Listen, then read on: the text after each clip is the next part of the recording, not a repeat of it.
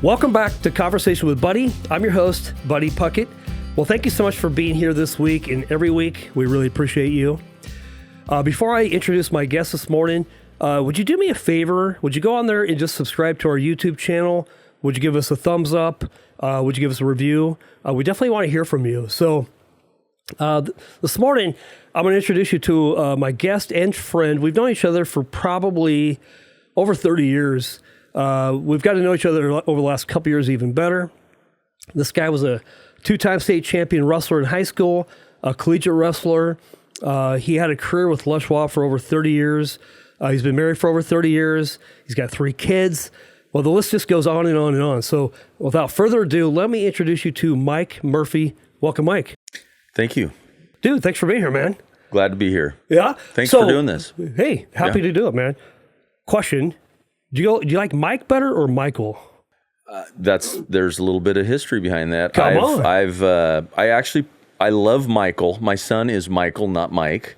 Okay. My mother hated people calling me Mike, but I have went by Mike all my life. Or Murph. Buddies call me Murph. Okay. Got it.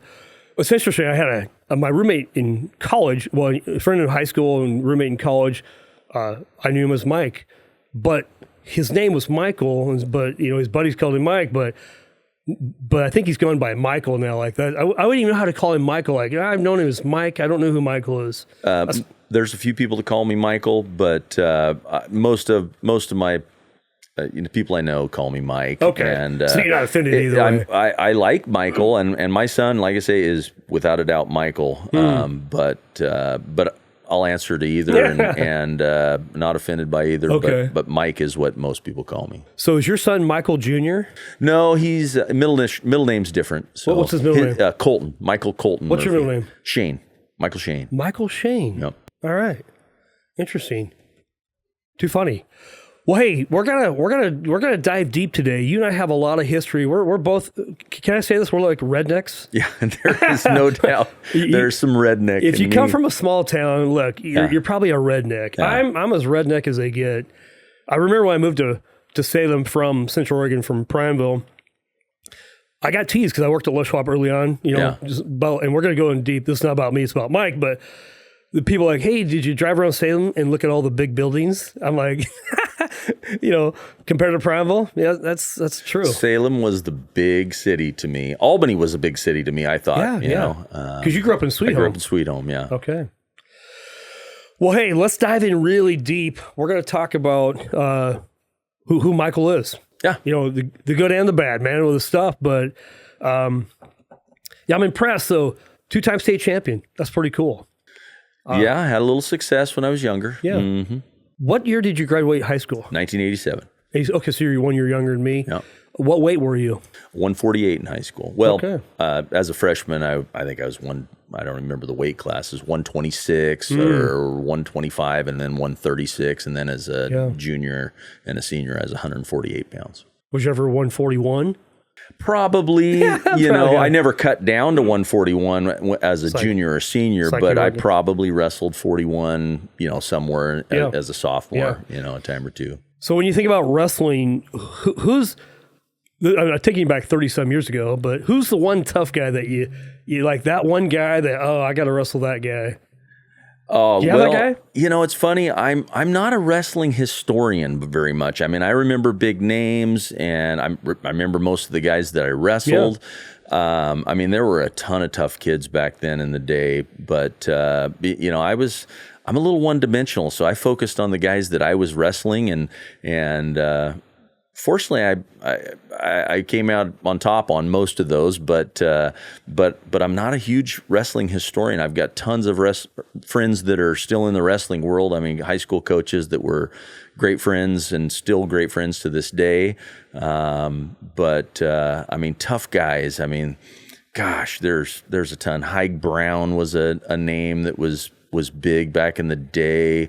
There was Dan Russell, Mark Sprague, but I, like I say, I I lived in a little world. I mean, I grew up in Sweet Home, and if it wasn't right in front of me, I didn't pay much attention to it. So, wrestled with a bunch of tough guys from Sweet Home: Steve Thorpe, Scott Lynn, Junior Fields. You know, names that some people may not recognize, but these guys were just absolute studs. The Santana families were all around: Manuel Santana, Kevin Santana, Troy Santana, Uriel Santana. Chomo was a little younger than me. You know, I knew all those guys, but again, just throwing out big names back then. Well, you threw out three big names: Hike Brown, Dan Russell, Mark Sprague. Yeah. I was a senior. I wrestled Hike Brown. I was unlucky enough to wrestle Hike. I never wrestled him. We were never the same weight class. I mean, but he was impressive. I wrestled 2 years in college like you. Of all my matches, that was the most brutal match I'd ever wrestled. Wow. So shout out to Hike Brown. He was a stud. He was an absolute I remember stud. being at the Portland Classic. You remember the Classics back in the day? Oh, yeah. We're lined up, and who did he wrestle for? Was it Gresham? I mean, well, I think it was one of the inner city Portland schools, but because I know Dan Russell, he was a Gresham guy. Yeah. But whoever he wrestled for, can't remember. But I'm like, So Haig, I don't remember. I think Haig was a Peninsula Park kid, you know. So I wrestled a ton of club wrestling as well. Yeah. But I think Haig was a Peninsula Park kid. He may have wrestled a little bit with USA Wrestling back in the day. I think. I can't remember. Is it Mark Sprague? Mark was the boy, and then Matt Sprague was maybe dad, or vice versa. Yeah. I can't remember. What's interesting, I remember in college watching Dan Russell wrestle Mark Sprague. I think it's Mark. Yeah. I mean, Dan Russell was undefeated his collegiate career. I wasn't aware of that. It's funny. I've got a book about him, and I've read. He never part lost of it, a match in high school. As far as I know, he never lost a match in college. I think he did go over and wrestle D1. Yeah, he was a national champion. So that was D2. Was it? Okay. But man, I mean, these are really cool stories. I mean, I have a lot of respect for Dan Russell. I never knew Mark Sprague or the Sprague guy. I mean, I know them, but I didn't interact other than growing up through Mat Club wrestling. And you know, they were there and they were good. Yeah, good old Mat Club, man. Yeah. All right, well, hey, let's go back a little bit. I mean, you grew up in Sweet Home. I want to know where you came from. I want to know, your career at Les Schwab. I mean, you and I have that in common. Some funny stories there. You last a little bit longer than I did, a couple days. But take me back. So did you grow up in Sweet Home? I did. Born and raised. Yeah. I mean, I'm born in Lebanon, but raised in Sweet Home. Kind of a long history of Sweet Home. You know, my family dates back to the 1800s in Sweet Home. So. Wow. Anyhow, how many siblings do you have? I've just my sister and I. Is she older or younger? She's 2 years older. Mm-hmm. It's funny. I have an older sister, 2 years older. Yeah. And did your sister beat you up early on when you were we fought like cats and dogs. And then until you learn how to wrestle and you can beat your sister up. Is that my sister? She would have been if there had been women's wrestling. I guarantee my sister would have been tough because I mean my dad was a fanatic and every night we'd come home from practice and it's like Courtney. My sister's Courtney. Yeah. And Courtney, come here. Let me, and I don't know how many times that poor girl had to let me put an arm bar on her or, a double arm bar or a cradle or whatever, or practice double leg takedowns on her. And I guarantee you, just as being and forgive the term, my wrestling dummy, she would have been very good. Tough, man. There were several gals that, sisters of buddies that came to practice and I can tell you they would have been excellent wrestlers. Yeah. And now there is women's wrestling, which is interesting, but they're cool, Yeah, absolutely. I mean, they're tough. They're tougher than nails. There's some high quality women's wrestling. I don't like to say I love watching wrestling and I watch, comes up on my feed because it's an interest of mine. And so I watch matches every day, but again, I'm still not a historian. So I know a few names and all right. So then if that comes up on your feed, which person comes up that you watch the most wrestling today? Bo Bassett comes up a lot. Yeah. A lot of the big names. Jordan Burroughs. I think he's retired now, but those guys will come up on my feed. Yanni, what is it? Dianopoulos, or I can't say his last name, but just a lot of I think there was, basically like Olympic trials going on and world events going on right now. So I do watch a lot of that. College wrestling has really evolved into a sport that it's like, it is very enjoyable for even people that don't understand wrestling. I mean, I've always been able to appreciate a 2-0 match, but at the end of the day, it's a whole lot, the action and the defense now is just crazy fun to watch. Yeah. Is his name Cale Sanderson? Sure. Just a beast. Undefeated college national champion 4 times over. Yeah. Just a tough dude. Oh, incredible. Yeah. So it's funny. I couldn't make weight. I wouldn't last about a second in a ring, but it's still exciting for me to watch. Is that how you kind of feel? Absolutely. Yeah. And I just appreciate where it's went to. Yeah. It's like I say, it's become a viewership sport. You know, I don't know if I still want to sit around in a gym all day long, watching kids wrestling as much as I did when my son was coming up through it. But I can turn on a match and watch a good match, and I do probably, not every day, but 3 or 4 days a week. Yeah, totally. Mm-hmm. All right, so you grew up in a sweet home, had a sister, mom and dad. Mm-hmm. Tell me about mom and dad and how they impacted you to be who you are today. I know your dad was military, right? Well, my dad was, he was in the Navy, but, spent 4 years in the Navy, missed the Vietnam War. I can't remember I think he was out a little bit before. Thank God. Yeah, very fortunate. But mom and dad are both from Sweet Home. And I think they were married 55 years. My mom passed in 2020. Yeah. But sorry to hear that. Yeah, my parents were huge impacts in my life. My dad worked in the woods. He was a contract timber faller he worked wages, and then later in his career he became a contract timber faller.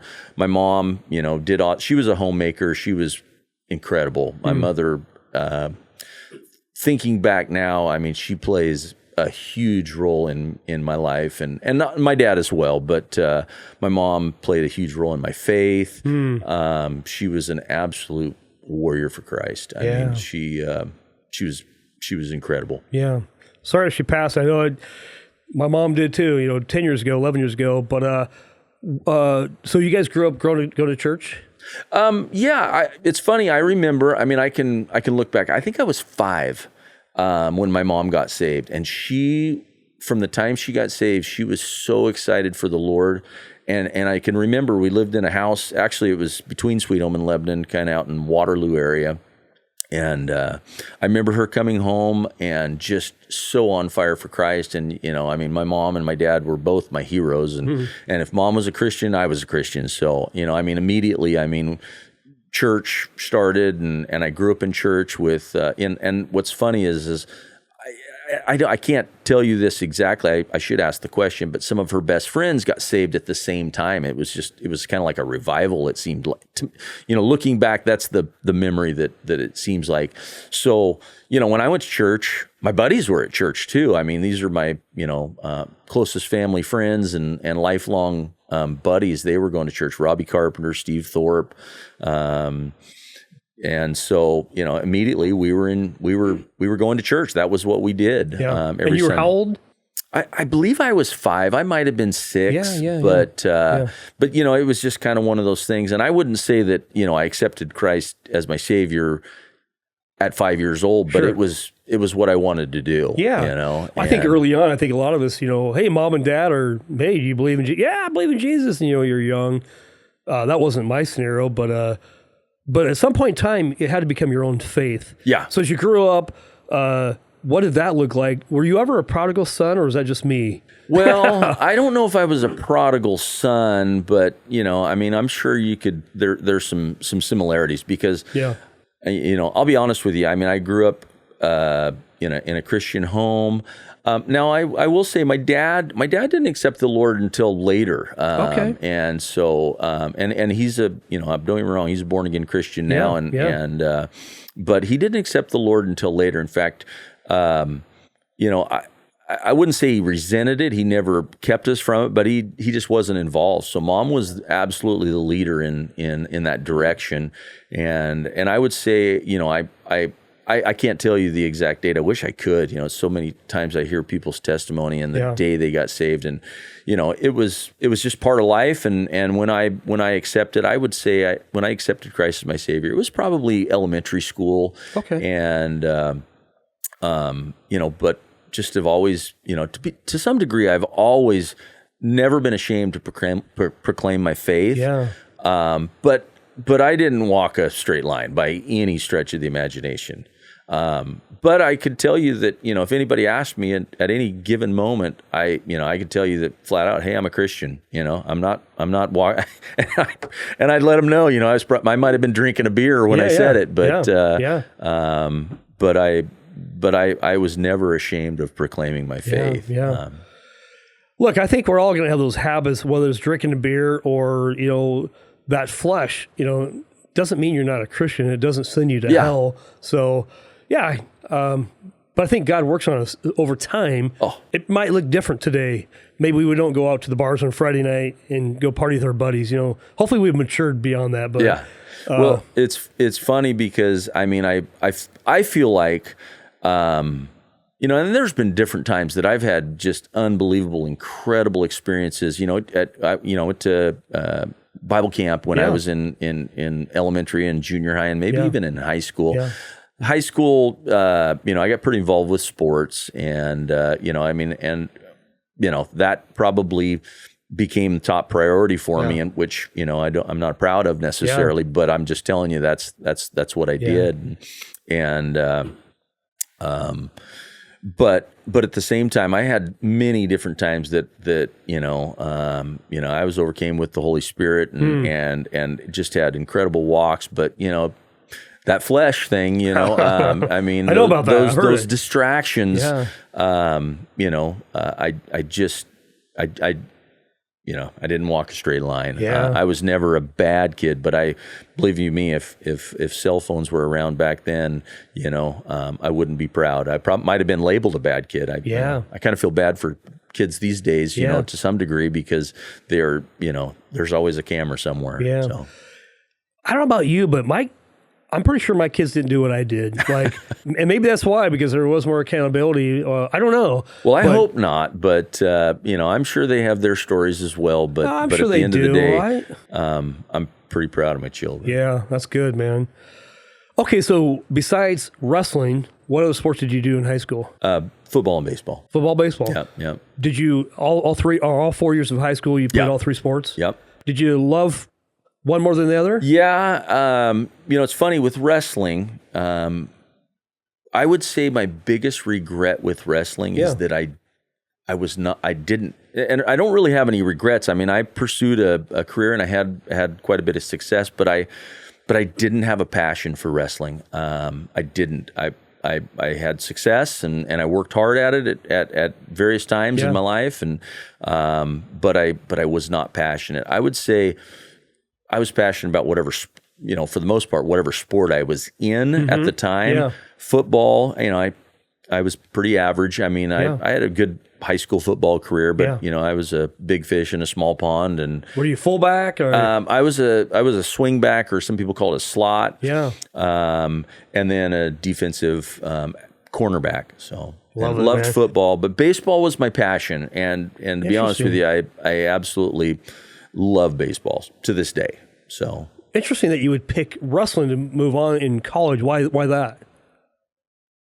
Well, I was, at that time, and maybe today, people, I wanted to pursue college. I don't know if I wanted to pursue college as bad as my parents wanted me to pursue college, but I had some success in wrestling, and I was being recruited to wrestle, and they offered a half scholarship, and so my dad really pushed me that direction. I wanted to be a teacher and a coach, is what I wanted to do, but I didn't want to go to school very bad. Yeah. You sound like me, man. Was wrestling the low-hanging fruit then? Because I'm like you, football, wrestling, baseball. But when I got to high school, I was so burnt out after wrestling. I just didn't want to do baseball. But I grew up doing Babe Ruth.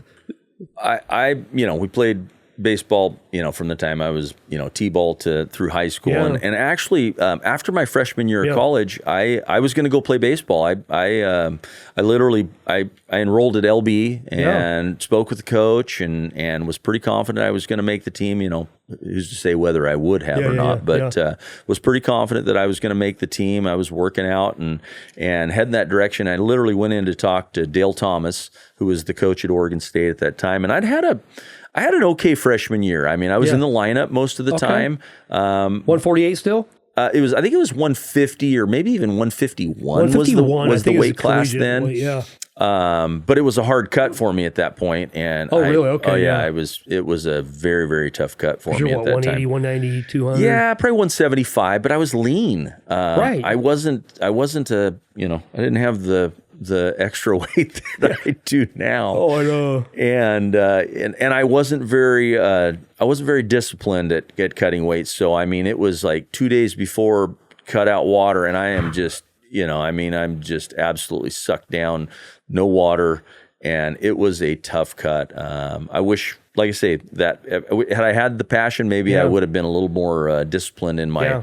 weight loss. But I don't think we had the knowledge of how to do it then. I mean, me and you both, man. Just stop eating, stop drinking, spit a lot, and lose stop your eating, 20 stop or 30 drinking, pounds. spit a lot, rubber suits, saunas, running, bikes, you name it. But it wasn't healthy, and like I say, it was a very tough cut. But I went in to tell my coach, and like I say, I had a decent freshman year. I mean, don't get me wrong, my win-loss record was probably 50-50, but I was getting better, and I worked pretty hard at it.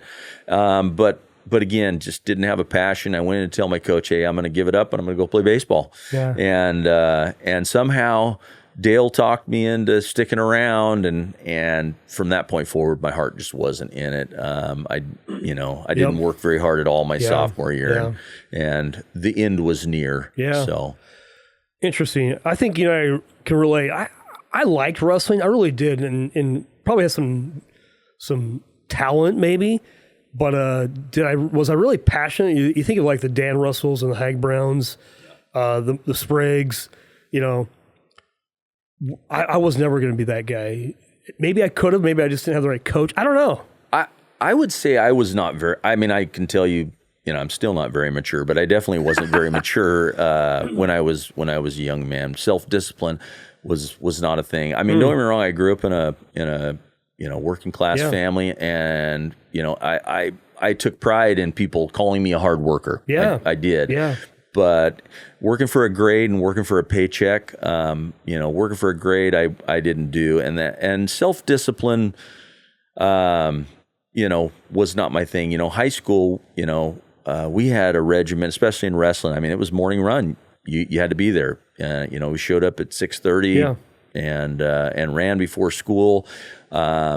You had your class schedule, then wrestling practice, and then afterwards, my dad would pick me up from school, and I can remember him dropping me off about 2 miles from my house, and I ran every night home, 2 miles. So there was someone over the top, but in college, there wasn't that. It's like, if you didn't want to show up to class, nobody's going to make you go to class, and if you didn't want to show up to practice, there was always an excuse for me not to show up. I didn't feel good, or had a little ticky-tack, injury or something, and you got a little bit of that. But you're a young adult, and by that time, you should have been able to be a little more self-disciplined. Well, I think to your point of self-discipline, I think on our own, look, I think we all struggle with self-discipline. We know that. That's why we do team sports, and we're accountable. That word accountability. In the Christian walk. Why do I show up for Bible study? Well, because I know I need it. Yeah. Like, if I don't show up, I know where that road goes. And I'm a Christian believer. I'm not perfect, and I hope I'm maturing. That's the goal. I have a long way to go, but I think accountability in team sports and wrestling. But yeah, as you go into college, you don't have to do that. Yeah. So, okay. When you went to college, what area did you study? What were you hoping to be? Well, you said teacher and coach. I pretty well used up all my elective PE courses my freshman year. I think I could have graduated from I could have had a PhD in PE, but yeah. but yeah, I mean, I went towards education. Yeah. Okay. And so. Did you graduate from Oregon State then? I did not. Okay, you went to 2 years? I went to 2 years, and I tell people I transferred to LST, which is Les Schwab Tech. Les Schwab Tech. When did you start for Les Schwab? Was it during college, high school?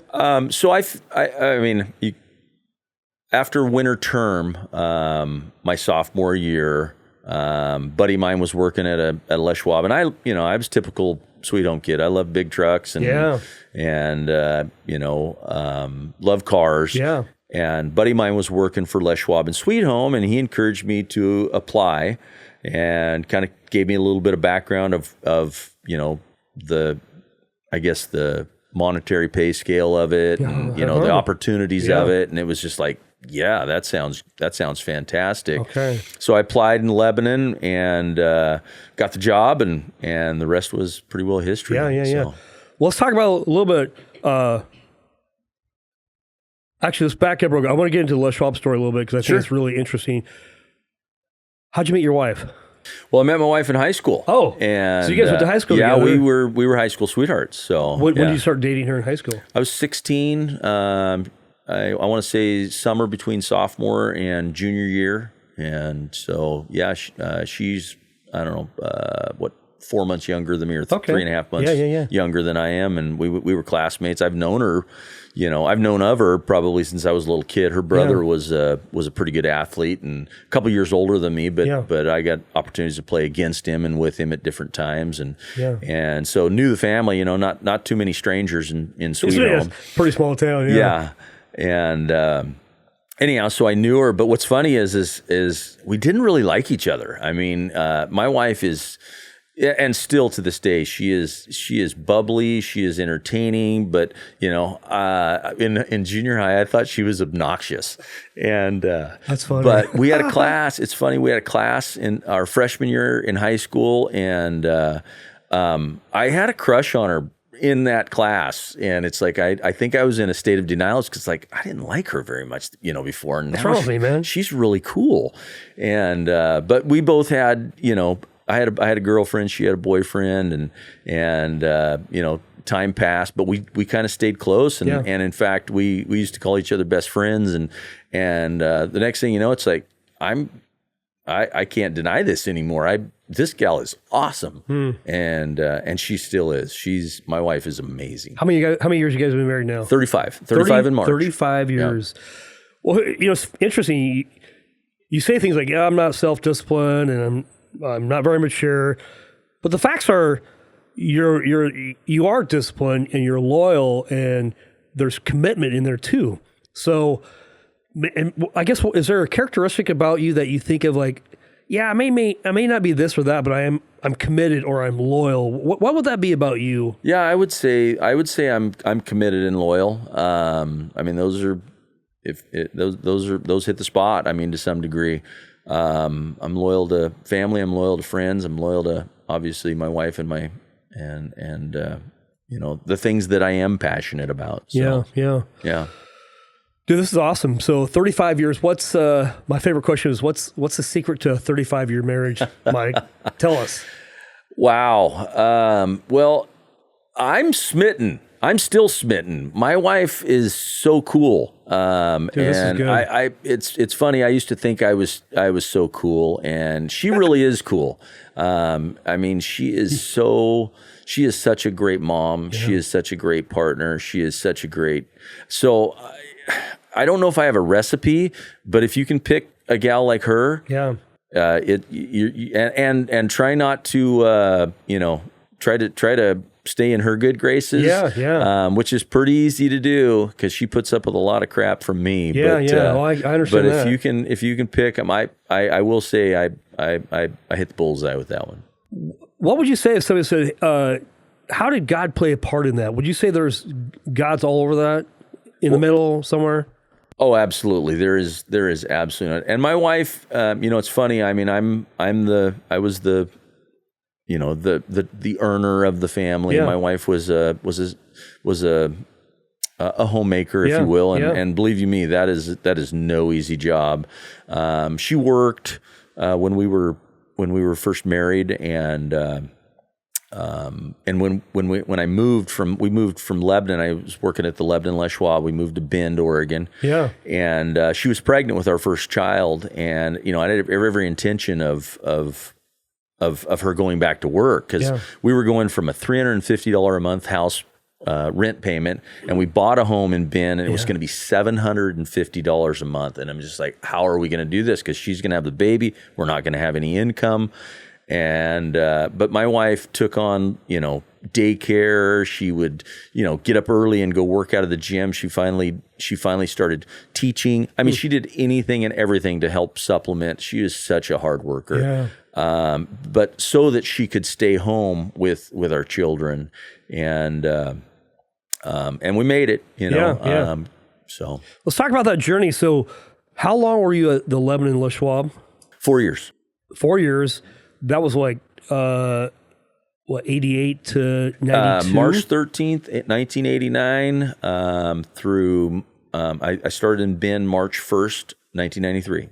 It's funny. So let's tell a little bit of story. So I'm working at Les Schwab in Bend, Oregon, Bend South, by the way. Mm-hmm. This guy, Mike Murphy, he's going to come and try out to become assistant manager, right?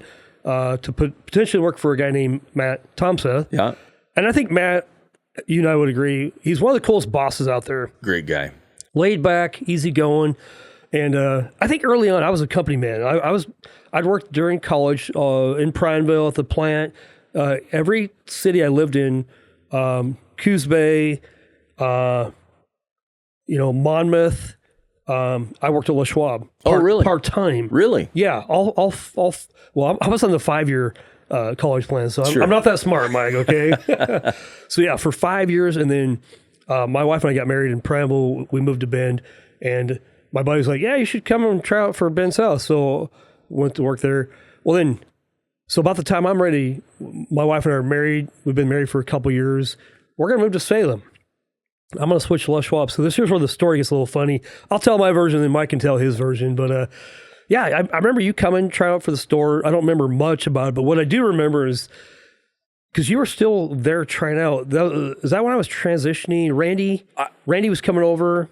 The way I remember it, maybe. And this is just the way I remember. So I applied for the position in January. So I actually probably met you, the day that, the old deal was you came and you actually worked in the store for a day. You met the crew. 1 day. Okay, yeah. You interviewed with the manager, which was Matt Thompson, and of course we had another assistant manager there. It was Scott Knutz. I remember Scott. Yeah, great guy. Scott Knutz. I haven't heard that name for a long time. So I came over in January and worked for the day, and then, but it was a slow, January, February is kind of a slow months, and you're just coming out of a big snow rush, and anyhow, so I applied along with, several other people, and Matt ended up selecting me, but I didn't actually go to work till March 1st. So I had like a month before I came back and actually went to work. So I'm sure I worked with you one day there. Yeah. But I think, and you I may be wrong, but I think we worked either 1 week or maybe 2 weeks together. It wasn't much. Because I don't know if you know the dates of when you moved to Salem, but I can just about guarantee it was in March, because I started March 1st, and I think we worked like a week together. And obviously, we didn't know each other on a deep level, but it's like, this Buddy Puckett's a great guy, and everybody obviously on your crew respected you and hated losing you, but Randy Stewart. Oh, Randy Stewart. Yeah, Randy. It kind of worked out great, because Randy was wanting to move to Bend, and you were wanting to move to Salem. So I think you guys just almost swapped. Yeah. Well, and the rule is, if you leave a store, you have to go through some initiation, some hazing. And so absolutely. It was the funniest thing. I'm getting a call. I answer the phone on some chains, and so the chains are in the far back room, and so I run back there to see if we have these certain size of chains, and then all of a sudden I hear like 27 footsteps or 28. And I'm like, uh-oh, what have I just done? Right. So I'm pretty sure you're a part of that. Well, I was. I kind of felt. That's funny you say that. I haven't thought about that moment in years. But it's like I kind of feel bad hazing a guy that I've only worked with for a week. But I think you were a stout individual. I can remember.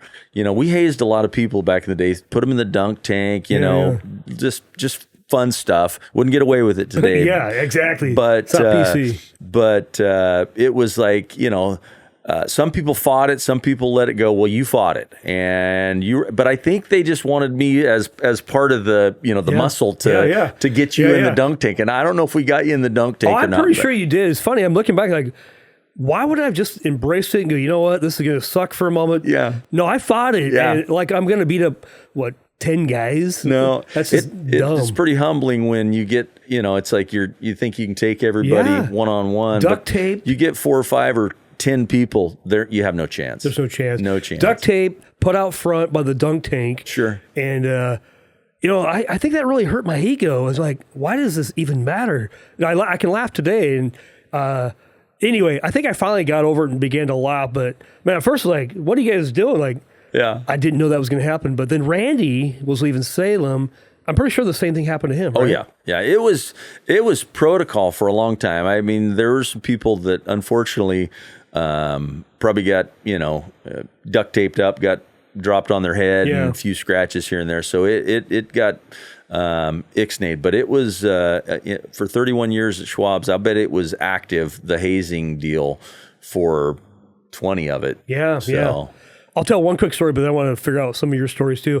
So when I moved to Salem, we would put 5-gallon buckets of water on top of the roof. And so whenever we get the new guy to have to go, load up the junk tires to haul them around, we would have 2 5-gallon buckets of water on top. And hey, Joe, or whoever the name was, and we'd pour this water down and just, we did every cruel thing you can imagine. So tell me a story. When you left Lebanon, did they haze you there? Oh, yeah. Did they haze you in Bend? We had so they duct taped me. They used white wall cleaner, and that was the thing. You used to use like bead lubricant, but they used white wall cleaner on me, and they spray in the not so friendly places. I can remember, and then we had a delivery box. It was I don't know the dimensions, but it's big enough to put a couple of tires in. But definitely big enough to put me in. So they duct taped me up, stuck me in the dunk tank, and then they put me in the delivery box and locked the door, shut the door. I'm sitting there literally in a delivery box,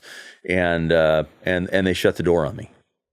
So anyhow, but it only lasted for half an hour or so. Yeah, just but the white wall cleaner, it's a little bit acidic, I guess, and I left with a rash. So you didn't die. I didn't die.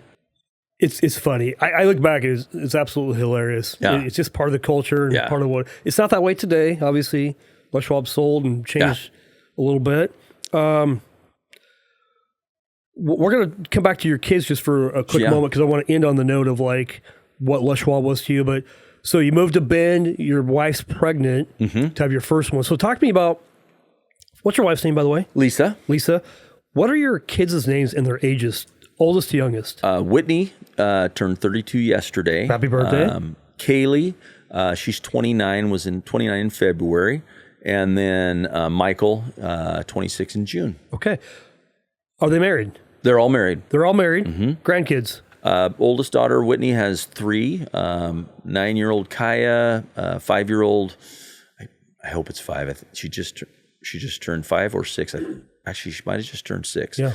Anyhow, Emerson, Emerson Michael, not spelled the same, but So Kaya Joelle is the oldest, Emerson Michael, the middle, and then Renly Lane is 20 months. Okay. So 3 grandkids with my oldest. Okay. My daughter Kaylee just had her first in February 10th. How cool. Presley K. Yeah. Middle name is the same as my wife's middle name. Okay. And then my son just had a little boy in May 1st. Are you kidding me? Yeah. So they're popping out everywhere. Absolutely. And he and his wife just had their first in May. Yeah. And it's Miles Colton. Okay. So Michael Colton and Miles Colton. Okay. Man, how's it being a grandpa? Oh man, it's pretty awesome. It's funny I don't look at you as a grandpa because I don't know all the story, but that's pretty cool. Yeah. Okay. No, it's really great. I'm super proud of my children. Yeah. And super proud of my grandbabies. What's it mean to be a dad to 2 daughters and a son? It's funny. I talk about prioritizing things. when I was a kid, I prioritized, lots of other things over, and unfortunately over Christ. But I did that with my children too. And, I was pretty enveloped in their lives, but absolutely they are wonderful kids and absolutely just love them to pieces. Being a dad was probably, without a doubt, one of the funnest times of my life. My kids all played sports and following them around and just watching them and watching them interact with other kids and, striving to do the things that they love to do. I can't tell you there's a better time in life than when you're raising children. Yeah. What sports did your daughters play? Oldest daughter was primarily just a softball player, which played 4 years of varsity softball at Sprague. As a little kid, she played some basketball and some other things. And then my daughter Kaylee was a volleyball softball player. And then my son was a 3-sport athlete all the way through. Football, wrestling, baseball? Football, wrestling, baseball. Imagine that. Yeah. Weird how that happened. Yeah. What was your influence on their sports? Did you make them do sports? Did you give them the option to do sports? I don't think they had an option. Right? I don't think they had an option. Sports played such a role in my life. And I'll be honest with you, looking back, had some unbelievably great influences in my life through sports. Yeah. And, I was pretty competitive and I look back and I really enjoyed my childhood playing sports and I wanted my kids to have the same sort of experience. And so I tried to do my very best and they did. I think they all had great experiences. I really do. I don't know if they, I wouldn't say they weren't as passionate, but it was probably, looking back, it probably was more my passion than their passion. Although they had a lot of success, and my son was pretty passionate about it. Don't get me wrong. He wrestled 4 years in college, and so really proud of him for what he's done. But the girls, Kaylee had some opportunities to play some softball at some college, but just decided that she wanted to go to school and she graduated from Oregon State and go Beavs, man. Yeah, go Beavs. It's funny. I have 2 daughters, and I thought we'd have a son, and God gave us 2 daughters, and perfectly fine with that. I loved being a girl dad, and the same thing applies. Like here's the option, girls: sports. And if you don't play sports, you have to get a job. Yeah, I guess we'll do sports. So I was really. Mine was sports. My wife makes sure they did music, so they did both. But I think girls seem to do it more as a social thing. Like, hey, it's fun, get to be with my friends. Or maybe your son Michael's like, nah, I'm out here to win. I'm here to compete. Not that the girls don't want to win, but it might be a different level. What's your thoughts on that? I could see that. I was that dad. I was the dad. I coached youth sports, and I can remember telling parents, "Hey, don't coach on the sidelines. Don't on the ride home. Don't be coaching them on the ride home after a game." And I was absolutely the pot calling the kettle black. So, okay. So I mean, there's an exception. It's you, man. And sometimes my competitive edge, pushed them, but they were pretty competitive. I mean, they worked very hard at it. I would say that my daughters, obviously enjoyed the social aspect of it, and my son as well. But yeah. Okay, question for you. This is: would you rather? Is your personality I have to win, or I hate to lose? That's a common. So I have to dig deep on that for myself. Topic, and keep in mind I'm 56 years old now, and my competitive edge has slightly reduced, softened a little bit. It's in there somewhere. But I would almost say that I hate losing more than I like winning, and I love to win. I mean, 1A and 1B, but I absolutely hate losing. Yeah. And depends on, don't get me wrong, I love I'll lose all day long against my grandkids. And that's different. Stuff. But when I'm competing, I hate losing. It's interesting. Yeah, I have to dig deep on that because I like winning. what I finally found about myself is I don't mind losing, but I like the challenge in competing. Yeah. Like, okay, I don't need to be number one. I'm going to fight for it, but I'm okay losing. So I have to really think about this. Like, my personality is I just want to be challenged. Like, it can't be easy. It has to be hard, and I want to be challenged. Right. And I do want to beat you, but it's not like life or death. So some people like they don't want to lose at all. Like never. Like losing's not an option. I like the idea of losing's not an option. Losing happens. Yeah. So I don't know. Losing does happen, but I would say that it's funny. I mean, don't get me wrong. I remember the big victories. Yeah. But the in between the other victories, I couldn't tell you a score. I can't even remember who I played, but I can tell you almost all of the losses. And they haunted me for a long time. They don't anymore, but they haunted me for a long time. Yeah. When you won state your junior and senior in high school, were you undefeated both years? No, I took one loss my senior year to Tony Olaf. I don't know if you know Tony. I don't know. Well, I think he retired as the head coach over at Dallas. His dad Paul Olaf was a credible man. Yeah. And Tony followed in his footsteps and just did an incredible job. But I did lose one time to Tony Olaf my senior year. So in 2 years, I take that back. I'm sorry. I lost. I had another loss my senior year. So I lost early down at I think they call it the South Coast Classic. Yeah. I'm going to make an excuse. I'm sorry. We'll accept it. You preface it. We played in the state championship football game. Yeah. I think it was on a Saturday. Yeah. And the next weekend was the South Coast Classic in wrestling. And so I wasn't in very good shape, and I wrestled a kid. I think his name was Cleo Hester. He was a good kid from Milwaukee. Yeah. Tougher than nails, but I went out, and I want to say it was my second or third match of the day. And I went out, I got a lead, and absolutely was not in wrestling shape and absolutely gassed. And I took a loss there too. So I was undefeated as a sophomore. I was undefeated as a junior. Sophomore year got halted by some,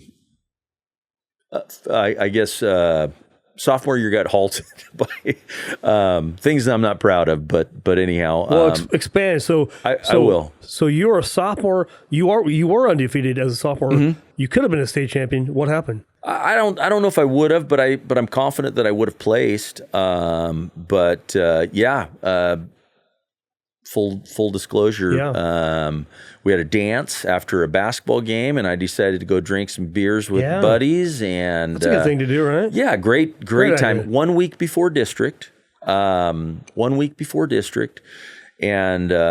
anyhow, I decided to go drink some beers and go to the dance. Yeah. And so went to the dance, drank too many beers, got sick in the dance.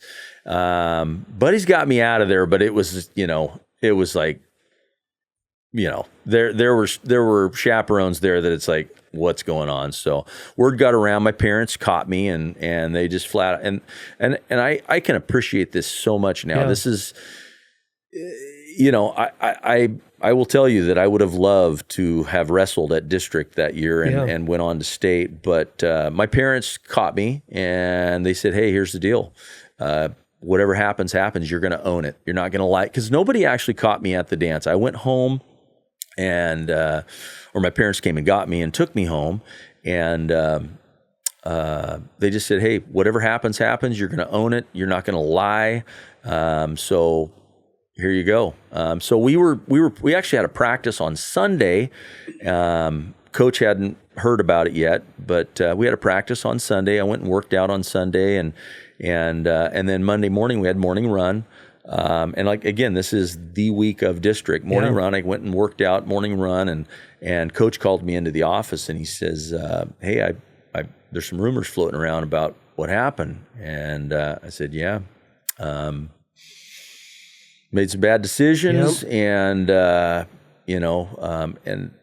and what's funny is there's another coach, and he's a great guy, and I'm not going to disclose names, but he's a great guy. And he called me in Sunday afternoon after that practice, and he says, Murph, he says, he says, I know you're a good kid, but you're making bad decisions. He says, but I'm going to tell you what, it's a week before district, and I'm not going to say anything. And I told him flat out, I said, well, here's the deal. If anybody else asks, I'm not going to lie. Full disclosure, I'm going to let them know.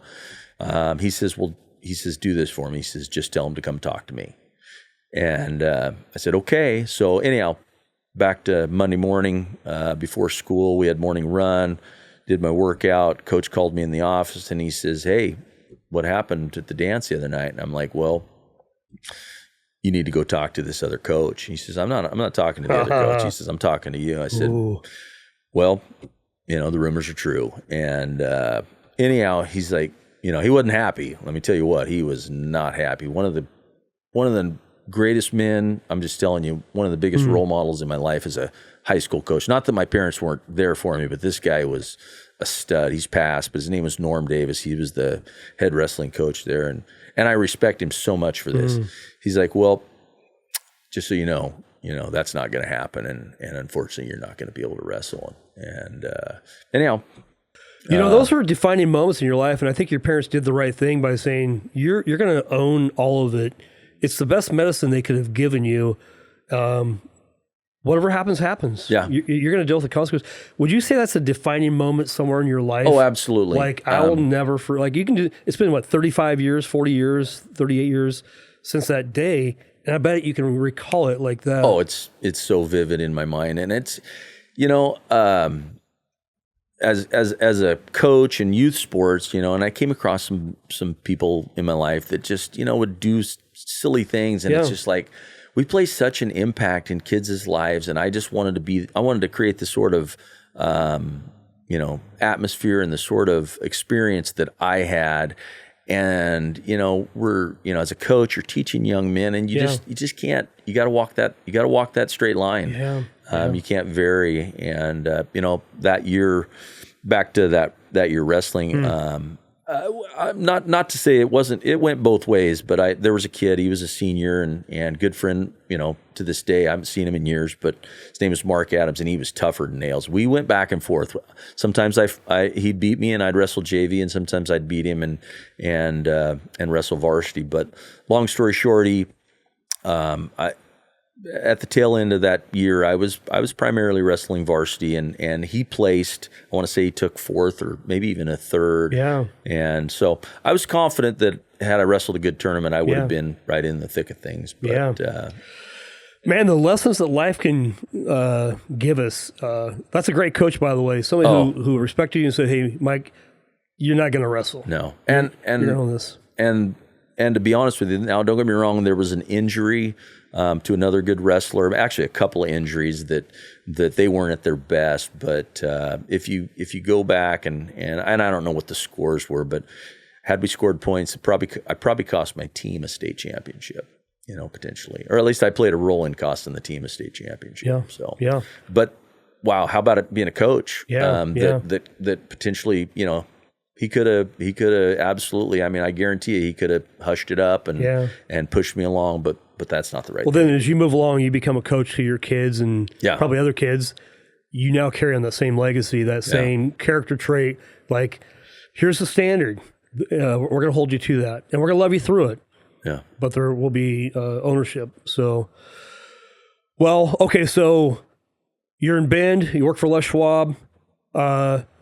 You moved back to the Salem at that point in time? No. So tell me your journey from Bend. So from Bend, I spent almost 6 years there in Bend, and then I was assistant manager, and then promoted to a manager. I went to Boise. Okay. So I was in Boise for just a little over 2 years, and as manager, as a store manager, and then it's funny, we loved Boise, and had just built a new house, and my wife loved it there. My wife loves. She can make best friends in a grocery store. I love it.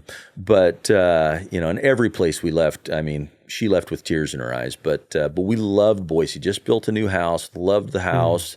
Loved my job. But with Les Schwab, the bigger the store, the more profitable it is. The more monetary income you can make. And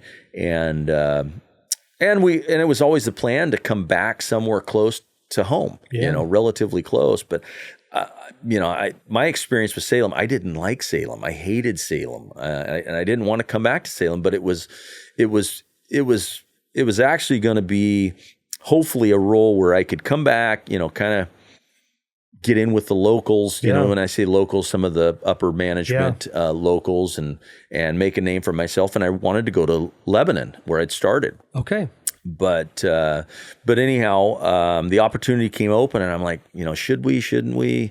And we finally decided that, we're going to go ahead and apply for it. Well, I got the job, and then my store just started growing, and then of course you start getting integrated in a town with, when you're in a retail environment, and then your kids, start raising kids. The next thing you know, some of our best friends are the parents of the kids on the team. Yeah. And now Salem is absolutely home. I love it here. I absolutely love it. Whose place did you take when you moved to Salem? His name was Chris Young. I know Chris. Yeah, I worked for Chris. Good guy. Great guy. I worked for him for a few years. Okay. Yeah, I love Chris. Yep.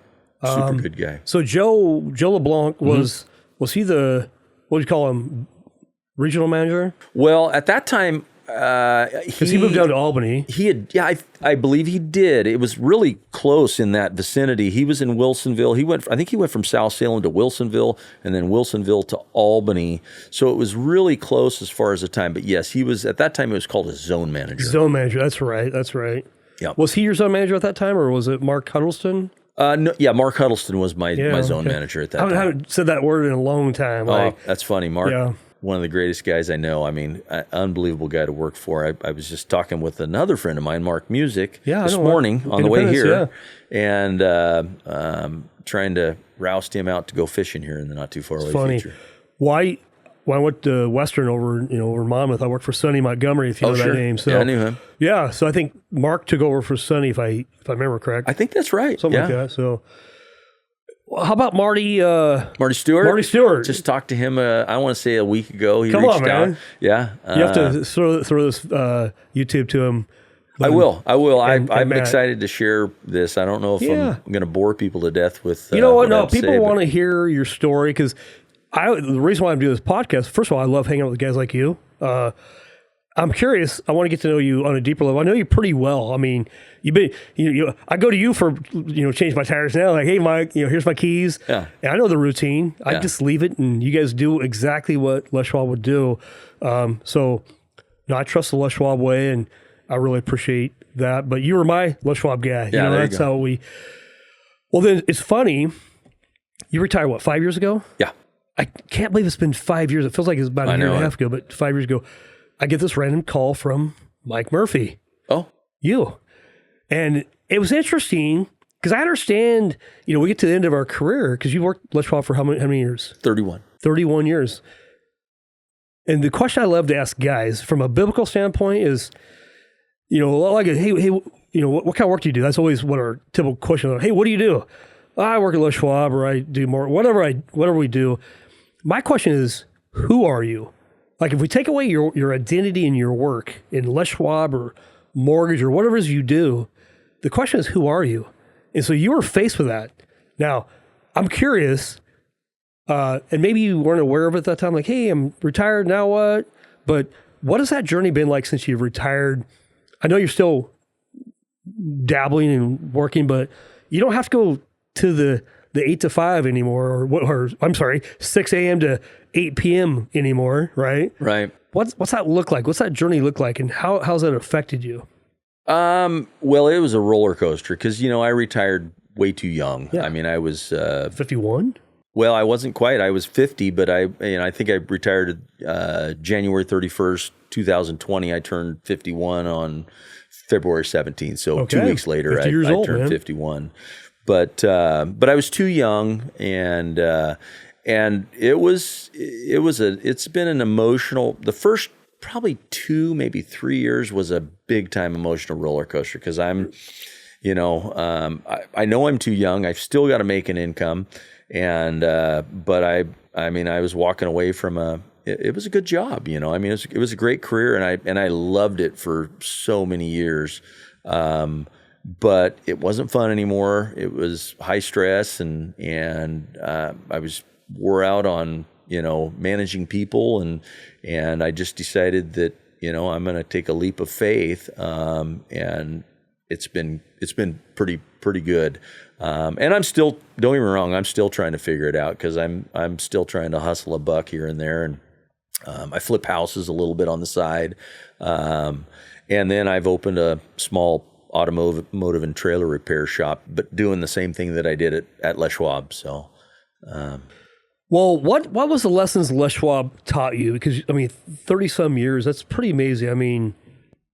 Well, Les was just incredible. I'm telling you, the first 20 years, it flew by, first of all, but it was so fun. And don't get me wrong, some of the lessons that I've learned after I've left. And, I talk about, prioritizing things, and don't get me wrong, I am proud to say I worked for Les Schwab. The Les Schwab family was incredible. They kind of dangle a carrot that motivated guys like me, and I was absolutely chasing the carrot for, a long time. And, but Les would flat out say, it's faith, it's family, then it's work. And, but, work really, enveloped. I was enveloped in my work, and I look back, and, you talk about things that you prioritize, and I really prioritized my career with Les Schwab over my faith, and many times. Again, never ashamed to say that I was a Christian, but I absolutely was focused on my work, and sometimes family and work balance was out of whack. But it was like I say, it was a great career. It was a great company to work for. It was incredible people that I worked with. Again, to this day, some of my very best friends either works there or have worked there. And but it was a fantastic company. Yeah, I grew up in Prineville. My dad worked for Les Schwab for 25 years or so at the plant in Prineville. But, and Les would come down if your dad worked for the, for the company, then he would come buy your 4-H animal. So we raised pigs growing up. So, yeah, Les would buy our pigs, and, man, we get top dollar. And I remember Les coming over to the Ben South store, obviously checking on Matt and make sure things were going good. But, yeah, I don't think I knew Les super well, but I've always loved Les Schwab. It's funny. I've been working for Les Schwab for 27 years, and people are like, hey, you still work for Les Schwab? Yeah. I'm not joking. I'm like, it's been like 27 years.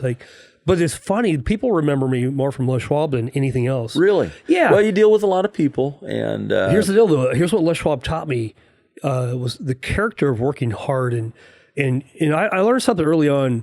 Never sell tires over the phone. Get people to come in the door. Yeah. And I thought, you know what? That's what I do with mortgages. I don't need to sell you anything. I want to meet with you and just help you. But the lessons I learned from Les Schwab is what I've carried on. Even though I didn't want to move city to city, I could never swallow that pill. I love Les Schwab. I was a company man. I drank the Kool-Aid, but I every time I had time to go, get on the list to run for assistant manager, I just didn't want to. And it's not because I didn't like working hard. I love working hard.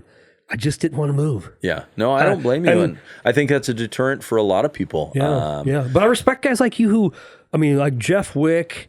Do you remember a guy named Steve Roberts? Yeah. So he was Dan Roberts' son. Yeah. Mm-hmm. So Phil Wick, and those guys I grew up with. Our dads worked for Les Schwab, and you work for Les Schwab. That's what you do. And so I was probably one of the only guys that only made 11 years and cut out.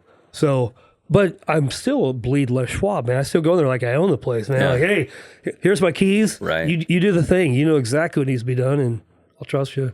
Yeah, no, there's no doubt. I feel like, when I made the joke that I transferred from OSU to LST, but truly, the education that Les Schwab gave me, the life experiences, the ability to run a business, and Les was so empowering to some degree. He used to, he'd say things like, when you're ready, we're gonna throw you the keys to a store and it's yours. We're gonna run it this way, but it's yours. And I really, that was huge to me. To be trusted, with deal. a multi-million-dollar business, and it was really, really empowering. And then, especially early in my career, they listened to, the store manager, don't get me wrong, there was higher positions, but a store manager was really thought of as, kind of the pinnacle of the position to strive for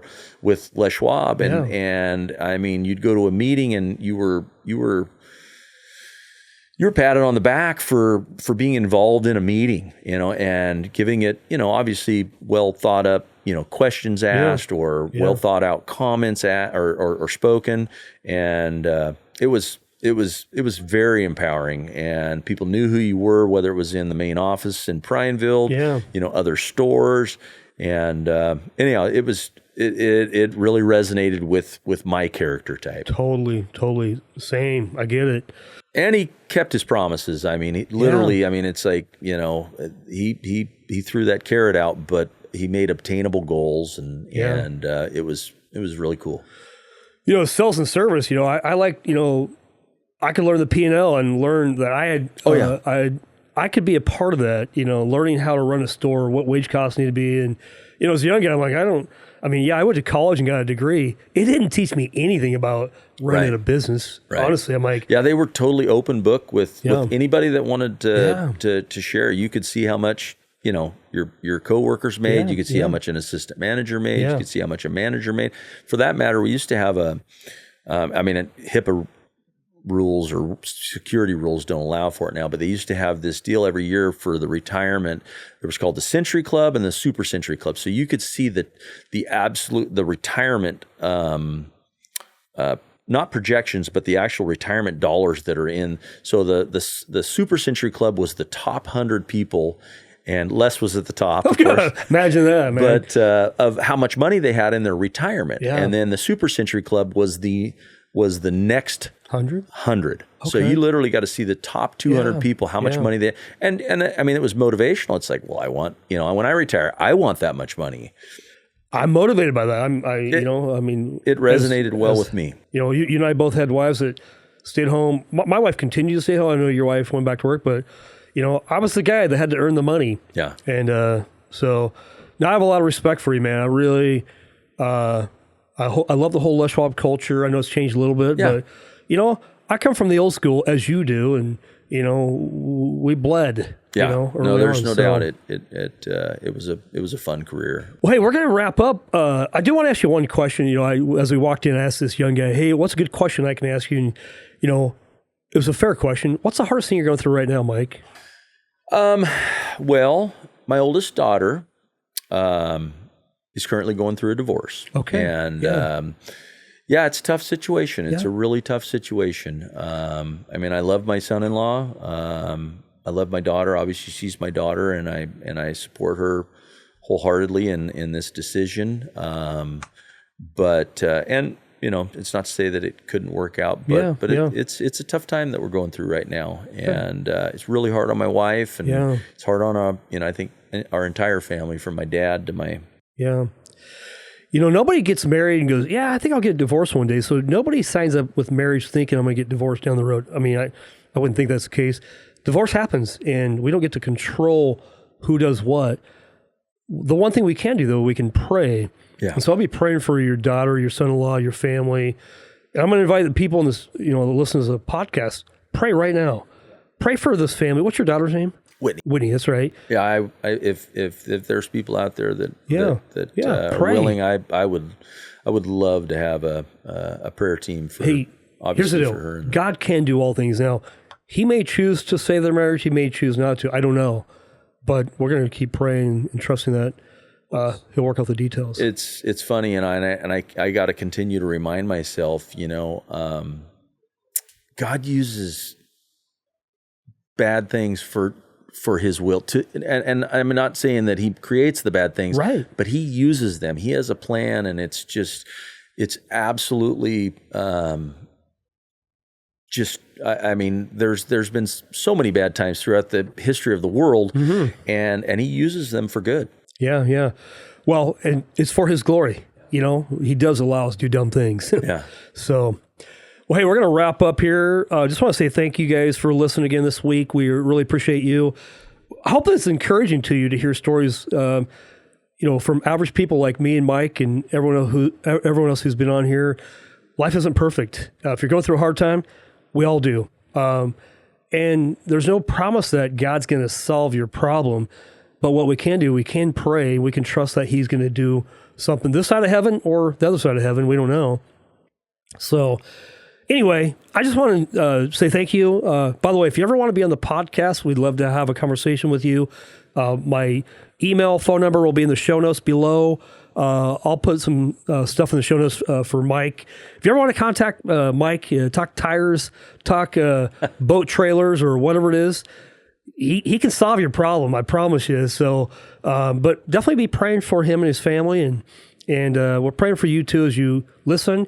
Mike, any last words of wisdom for you? Well, I don't know if it's words of wisdom, but I want to say thank you to you, buddy. I'm serious as a heart attack. I know that I'm sure this is very fun, but it's fun. I feel like I'm just inspired by you because of your willingness to do this sort of thing, and this is a way of getting people's testimonies out and your testimony out, and I just think it's a very courageous faith step for you to go out and do this sort of thing. And I'm like I say, so many people can be encouraged by this and each one's testimony. And like I say, I'm just telling you, thank you. Yeah. Well, thank you. I appreciate that. It is an honor to do this. I mean, I love hanging out with you, and I love hanging out with guys. I mean, you'll see me at Starbucks hanging out with guys, and I see you too. This is a joy. It's something we're called to do, actually. Right. Iron sharpens iron is one man sharpens another man. We're called to do this. Like, not doing this is really, that's my conviction, is if I don't do this, I'm actually not doing God's will, I think. Yeah. So, well, hey, go ahead. I was just going to say, one of these times, and I'm probably not the right guy to do it, but we need to maybe switch spots, and we need to interview Buddy. Well, it's funny, if you go back about 6 weeks ago, I did a podcast with Nick McWilliams. You know that name? Isn't that the coach at South Salem High School? Yeah. So he's no longer, but his daughter, Katie. Right. Katie goes to my church. Her and her husband, Kevin. Free church, that's right. Yeah. Well, funny enough, I had Nick on probably, 1 year ago. And then so me and my wife and him and his wife were out for breakfast probably 3 months ago on a Saturday morning. And I began sharing a story with him. He goes, so, you grew up in Prineville? I go, yeah, I used to party a lot. And Nick's eyes, because I've known him for 25 years, but he didn't know anything about my history. He goes, wait, what? I go, oh, yeah. I started telling the story. He goes, dude, we need to have a podcast. I'm going to interview you. I'm like, so here I was. I had been waiting for someone to interview me. I wasn't going to ask anybody because it's not about me. Nick's like, so have I missed this podcast? You've missed this one. I've missed it. It's actually on there.